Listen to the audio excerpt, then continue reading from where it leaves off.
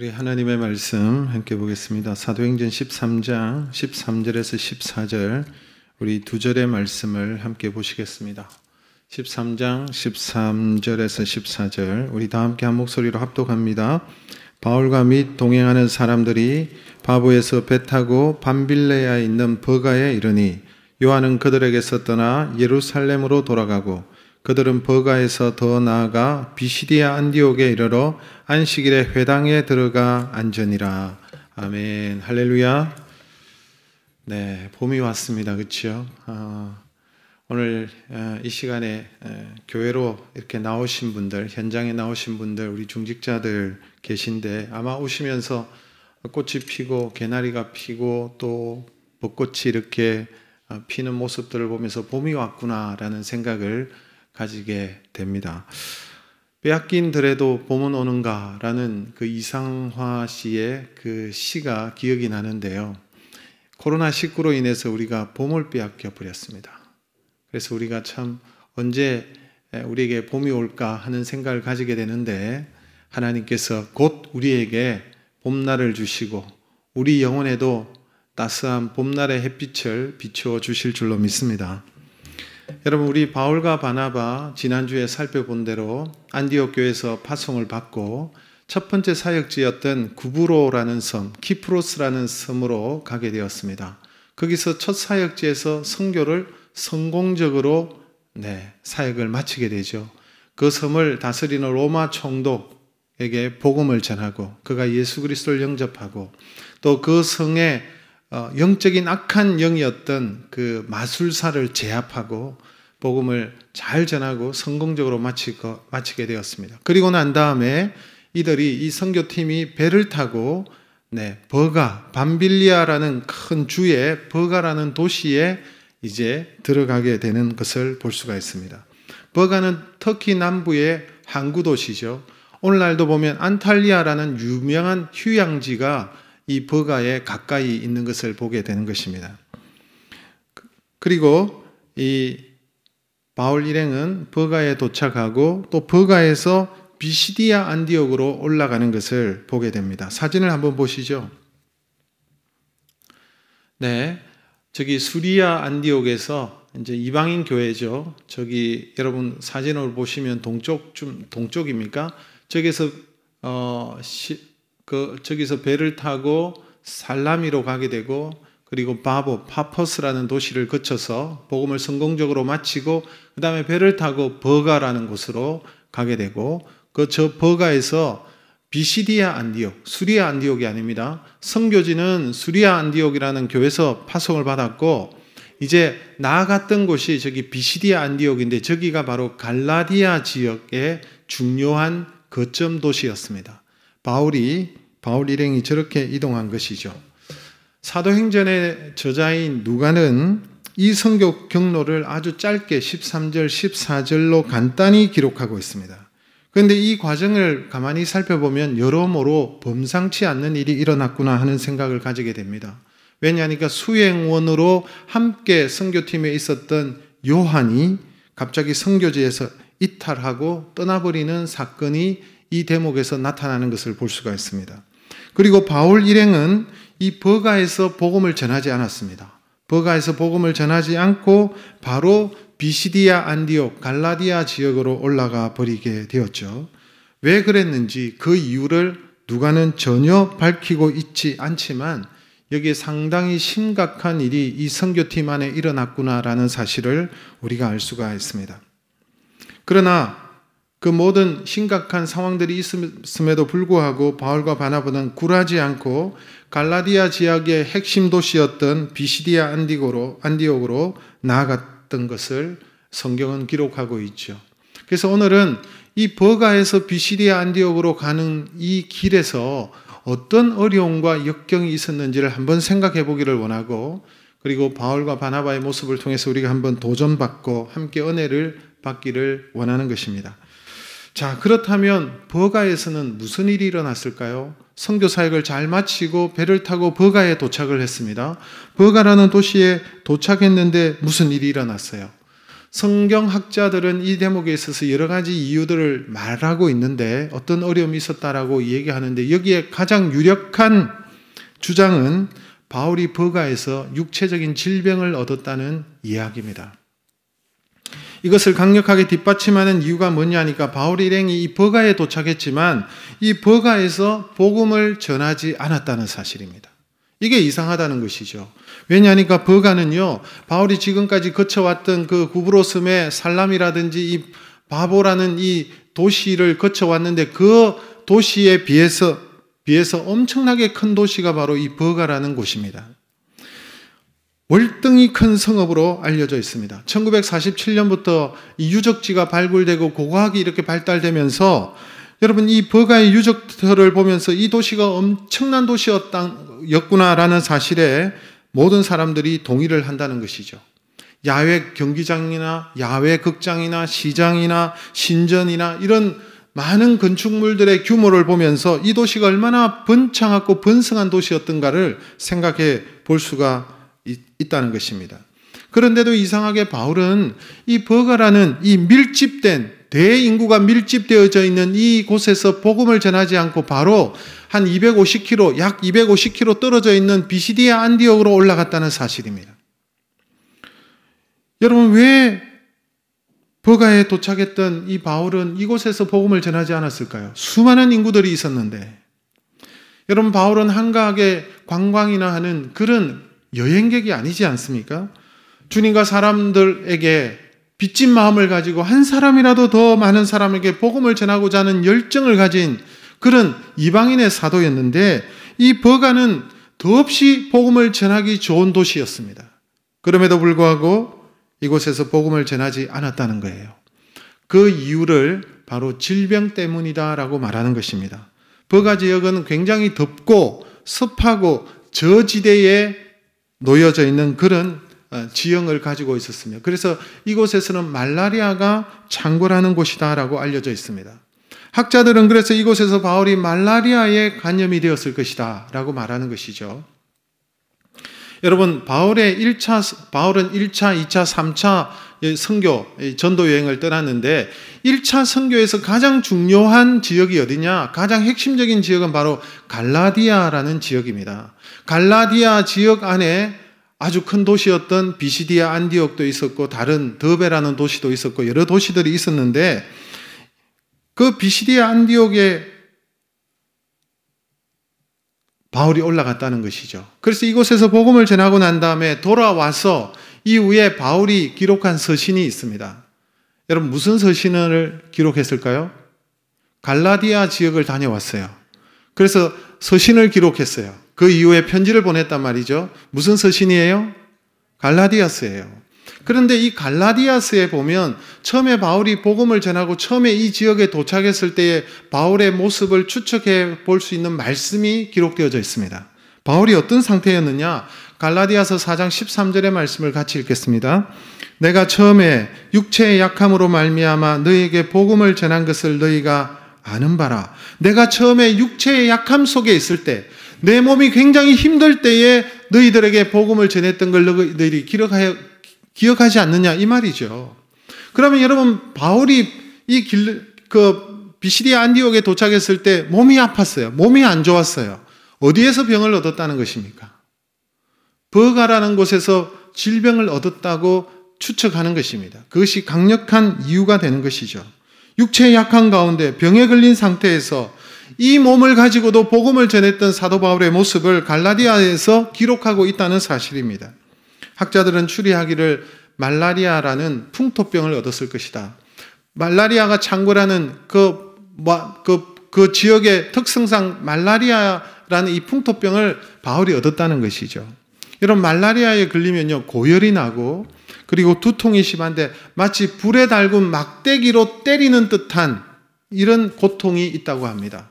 이번에 아프리카에 우간다에 선교를 갈 때에도 황열 예방 주사도 맞았고 말라리아 주사도 맞고 또 약도 가지고 가고 그랬거든요.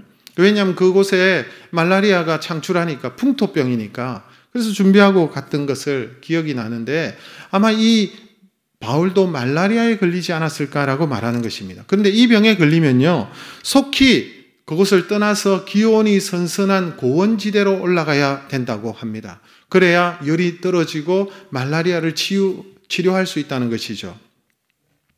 버가 지역은 여러분 아주 습하고 저지대고 온도가 높은 지역이기 때문에, 그래서 사도 바울이 비시디아 안디옥으로 버가에서 복음을 전하지 않고 바로 올라갔다는 것입니다. 여기는 아나톨리아 고원지대인데, 아나톨리아 고원지대 안에 이 비시디아 안디옥이 있었어요. 해발 한 1200m. 그래서 굉장히 선선한 그런 지역이었죠. 그래서 사도 바울이 질병을 얻었기 때문에 버가에서 복음을 전하지 않고 속히 그곳으로 올라갔다는 것입니다. 여러분 가운데 아마 한국의 산 중에 산을 좋아하시는 분은 지리산은 한 번 정도 다녀오신 분들이 많을 거예요.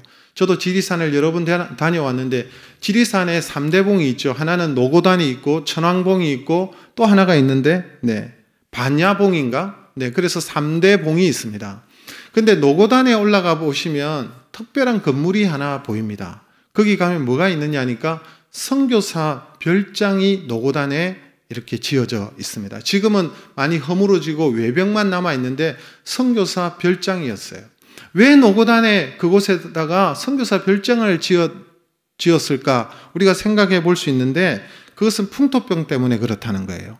여러분, 선교사 가족들이 한국에 와서 풍토병을 얻어서 많은 사람들이 목숨을 잃었어요. 복음을 전하다가. 그런 기록이 많이 선교 기록에 남아있지 않습니까? 그런데 이 풍토병은요, 해발 1000m 이상에 올라가면 이 풍토병을 이겨낸다는 것입니다.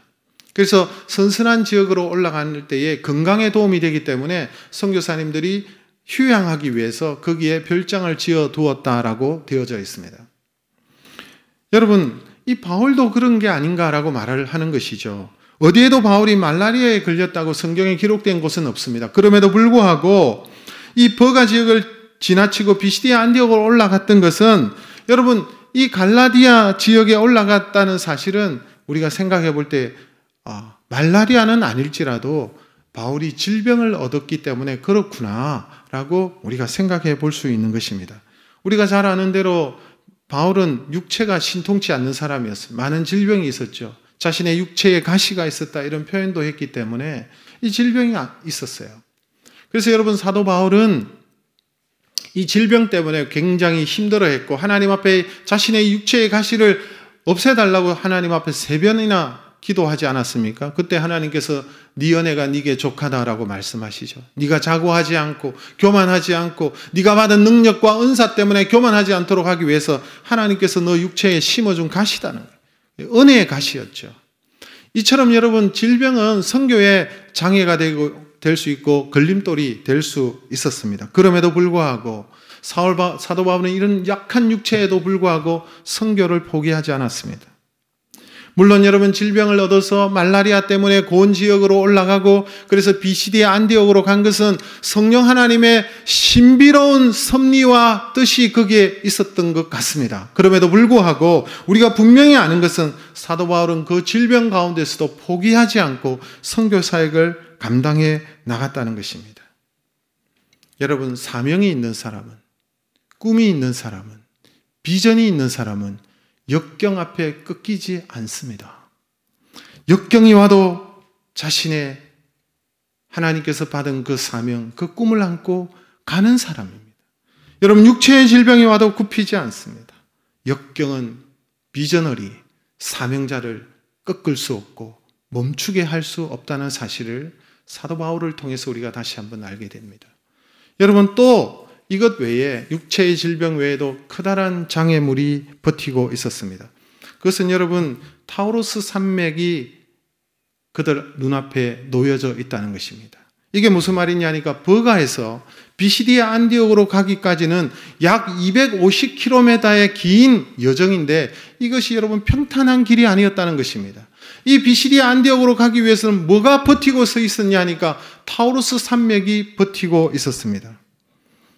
지도를 보시면 여러분 버가에서 저 비시디아 안디옥으로 올라가는데 타우로스 산맥이 있죠. 오늘날 토로스 산맥이라고도 불리고 현재명은 토로스 산맥이다. 그렇게 현대 터키에는 그렇게 지도에 기록이 되어져 있습니다. 그런데 이 산맥들은 최고 해발 3,000m 이상의 큰 산들로 이루어져 있다는 사실입니다. 여러분, 우리나라에 3,000m 넘는 산들이 있습니까? 우리나라에는 3,000m 넘는 산들이 하나도 없어요. 한라산이 어느 정도 됩니까? 2,000m도 안 돼요. 해발 1,970m 정도 됩니다. 여러분, 백두산은 어느 정도 될까요? 백두산에 화면 이제 바꿔주셔도 돼요. 백두산은 여러분 2,750m 정도 되는 걸로 알고 있습니다. 이처럼 여러분 3,000m 넘는 여러분 그런 산들이 없어요.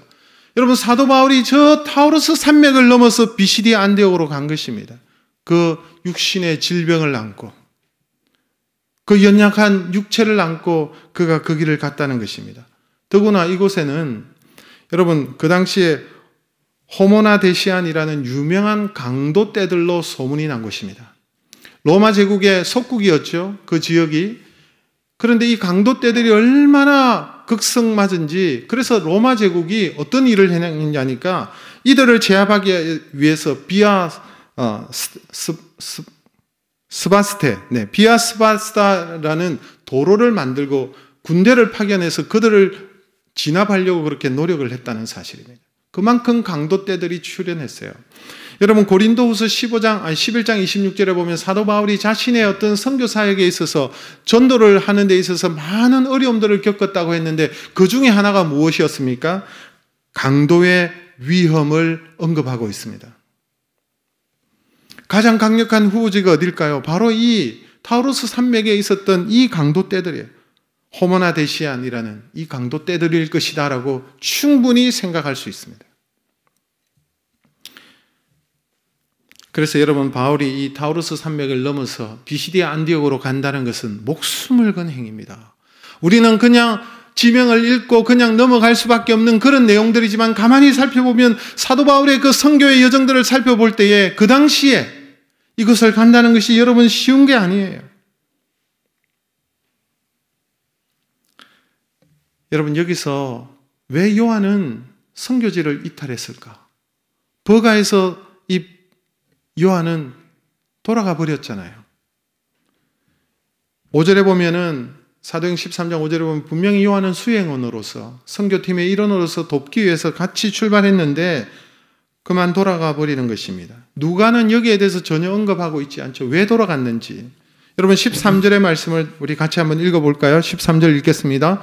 바울과 및 동행하는 사람들이 바보에서 배 타고 밤빌리아에 있는 버가에 이르니 요한은 그들에게서 떠나 예루살렘으로 돌아갔고 요한은 떠나버렸습니다.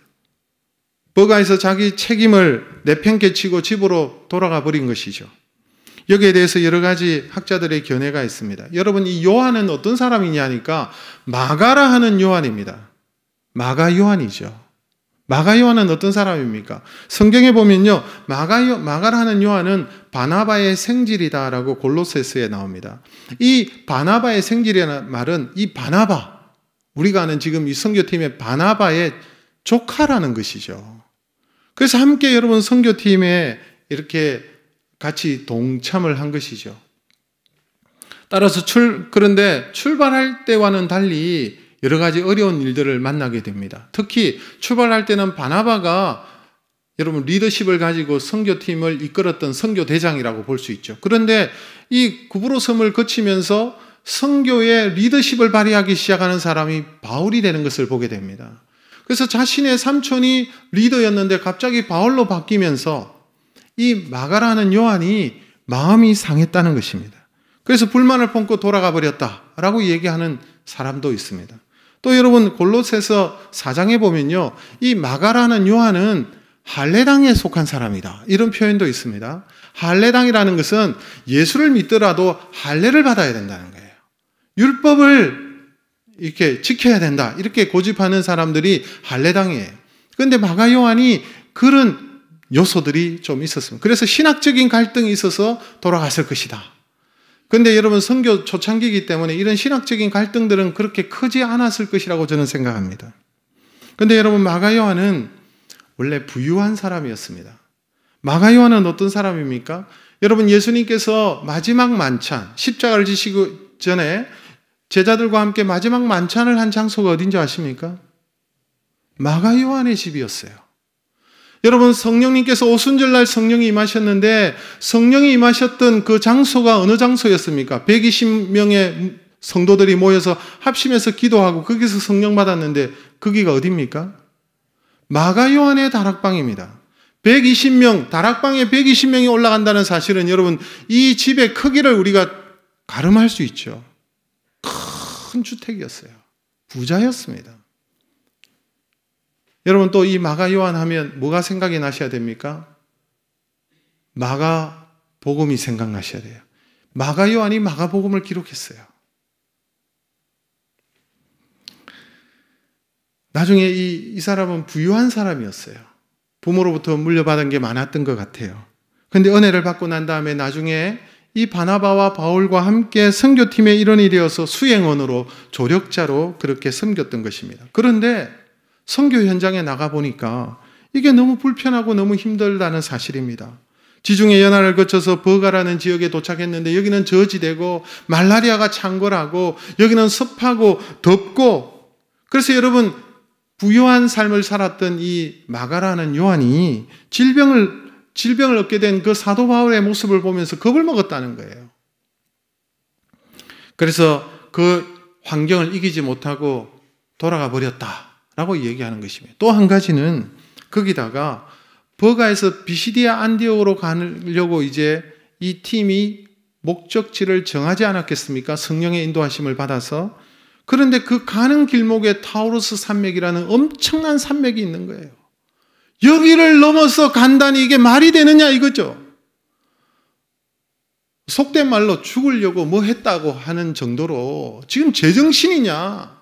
타우루스 산맥을 넘는다니, 수많은 강도떼들이 덕실거리는 그곳을 3,000m, 해발 3,000m 이상이 되는 그런 산들을 넘고 넘어야 되는데 그곳을 어떻게 간다는 말이냐. 그래서 요한이 기겁을 했다. 나는 도무지 감당하지 못한다라는 것이죠. 오늘날도 이 타우루스 산맥을 넘는다는 것은 쉬운 일이 아니라고 합니다. 직선거리로 뭐 약 한 250km 정도 되니까 오늘날은 차로는 갈 수 있대요. 길이 닦여 있어서. 그 차를 타고 가는데도 장시간의 시간이 걸릴 뿐만 아니라 너무 그 길이 험하기 때문에 대부분은 다 심한 멀미를 할 수밖에 없는 곳이다라고 얘기합니다. 그런데 그 당시에는 차를 타고 가는 것이 아니라 도보로 걸어서 그 산맥을 넘었겠죠. 얼마나 험난한 험산 줄령이었겠습니까?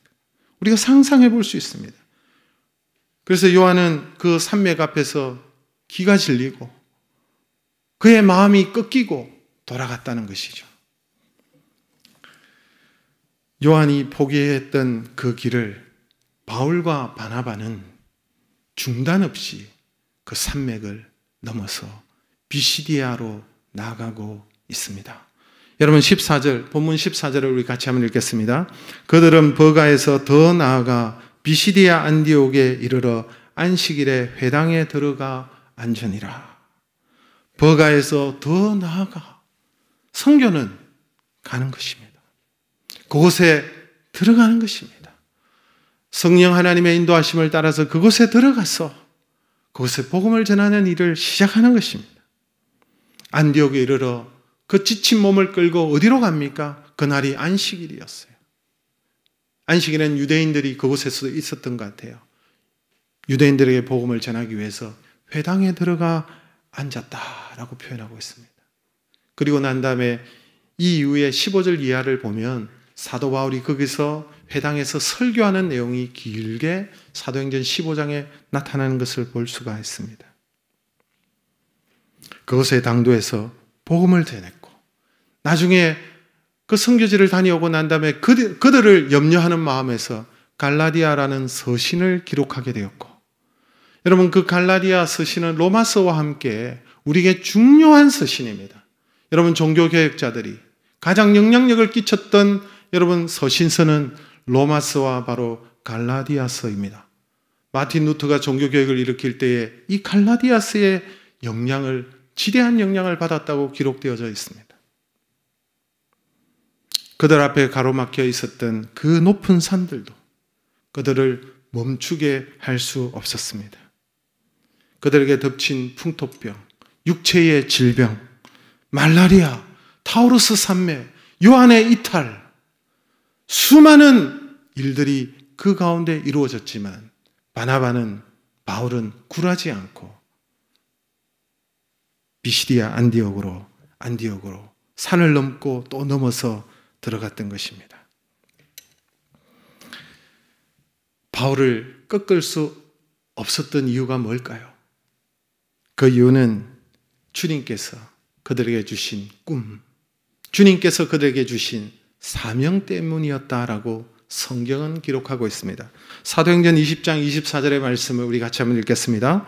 내가 달려갈 길과 주 예수께 받은 사명 곧 하나님의 은혜의 복음을 증언하는 일을 마치려 하면은 나의 생명조차 조금도 귀한 것으로 여기지 아니하노라. 주 예수 그리스도께로부터 받은 이 사명, 은혜의 복음을 증언하는 이 일을 마치려 하면은 내 생명도 조금도 귀한 것으로 여기지 않는다는 거예요. 아무리 높아도 여러분 그 산을 오르는 사람이 있습니다.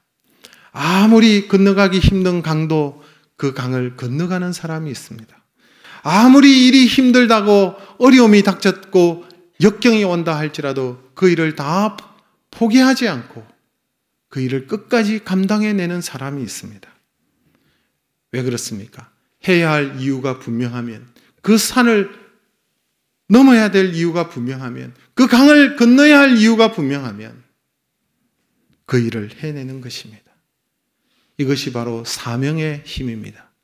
이것이 바로 꿈이 주는 힘입니다. 어느 목사님 사모님이 유방암 판정을 받았습니다. 의사는 상당히 위중하기 때문에 당장이라도 수술을 받아야 된다고 말했는데 이 사모님은 그저 담담하게 아무런 얼굴색이 변하지도 않고 그런 모습을 보니까 이 의사가 답답해서 아직도 이 상황을 이해하지 못하는 줄 알고 얼마나 위급한지 다시 설명을 하기 시작했습니다. 그래서 특별히 배려해서 빨리 수술 날짜도 잡아주었습니다. 그런데 이 사모님이 하는 말이 저 좀 기도해 보겠습니다. 저 좀 기도해 보겠습니다. 그러는 거예요. 기가 막혀가지고 이 의사가 사모님 저도 교회 집사예요. 의사도 하나님께서 세워주셨잖아요. 의학도 하나님께서 허락하셔서 주신 거니까 수술 받으셔야 돼요. 기도는 하세요. 그런데 수술 받으셔야 돼요. 수술 받고 항암 치료 받아야 안 그러면 몇 달 안에 천국 가십니다. 그렇게 얘기한 거예요. 수술을 받고 그 치료를 받아도 장담할 수 없습니다. 아주 위급합니다. 라고 얘기합니다. 그런데 이 사모님이 하는 말이 의사 선생님 감사해요. 그런데 저 좀 기도하고 다시 올게요. 그러는 거예요. 그래서 이분이 병원에 나오셔가지고는 자신을 돌아보면서 하나님 앞에 기도하면서 자신을 돌아보게 되었다는 것입니다. 자신을 돌아보니까 하나님 일을 한다고 했지만 안일하게 자신이 살았음을 느끼게 되었습니다. 하나님을 숨긴다고 하면서도 온전히 순종하지 못했던 사실들이 기억이 났습니다. 그래서 이런 마음이 들었대요. 이래도 죽고 저래도 죽고 내가 수술받고 항암 치료 받아서 또 이렇게 죽을 수도 있는데 나에게 남아진 시간이 별로 없는데 그래서 난 수술 받지 않고 그냥 하나님 앞에 기도하고 수술 받아도 가망이 많이 있다고 하지도 않으니까 내 남은 인생을 정말 하나님 앞에서 한번 불태우고 그렇게 하나님 앞에 쓰면 좋겠다 이런 마음이 갑자기 들더래요. 여러분 아무나 따라하는 것 아닙니다 이거.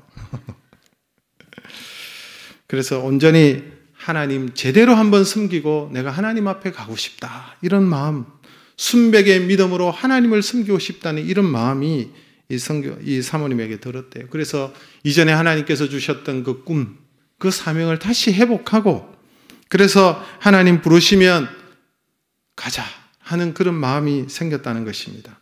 그래서 이분은 수술도 안 받고 항암 치료도 안 받고 아무것도 안 하셨대요. 기도하셨대요. 여러분 그런데 스케줄을 따라서 정한 기간에 한 번씩 나가서 검사만 받으셨다고 합니다.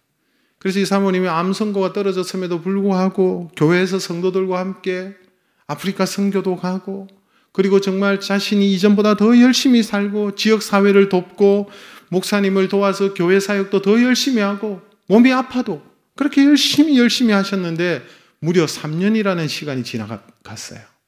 한 달에 한 번씩 병원 가던 걸 6개월에 한 번씩 가고, 그런데 의사도 이제는 더 이상 수술하자, 항암 치료하자 이런 소리를 안 하는 거예요. 그런데 하는 말이, 사모님, 암세포 이 사이즈가 많이 줄었네요.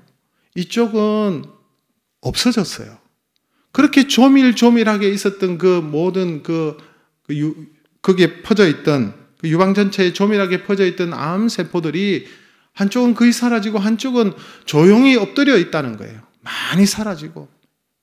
특별히 여러분, 임파선까지 퍼져 있던 그 암 부위도 거의 깨끗해졌다는 것입니다. 놀라운 일이 일어난 것이죠. 수술받고 항암 치료하다 시간 다 보내고 회복되지 않아 하나님 앞에 가면 어떠할까, 이런 생각이 들어서 남은 생에 내가 얼마나 남았다고 수술까지 하면서 할 거냐라고 생각지 않고 그냥 하나님 앞에서 정말 제대로 한번 살고 가자, 이런 마음을 가지고 이렇게 행하셨다는 얘기를 들어보면 참 감동이 됩니다.